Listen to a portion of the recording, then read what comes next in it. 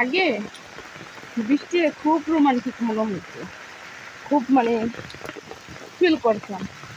তখন মানে একজনকে বলতাম বৃষ্টি আসলে কত ভালো লাগে, বৃষ্টি আসলে খুব ঘুম আসে। মানে মায়েরা বলতো কেন বৃষ্টি আসে, তখন বলতাম মা কেন বৃষ্টি আসলে তো ভালো লাগে, খেতাম ওরা ঘুমান যায়। কারণ তখন তো বুঝতাম না যে বৃষ্টি এত কষ্টকর জিনিস। কারণ তখন মা রান্না করতো আর বৃষ্টি আসলে জানালা দ্বারা বসে থাকতাম, বৃষ্টির একটা যে অনুভব, ওই অনুভবটা গ্রহণ করতাম। কিন্তু এখন তো তা না, দেখেন এখন বৃষ্টি আসছে ছাতা মুড়া দেয়, কর্মস্থলে চলে যাচ্ছে, মানে যাইতে হয়েছে।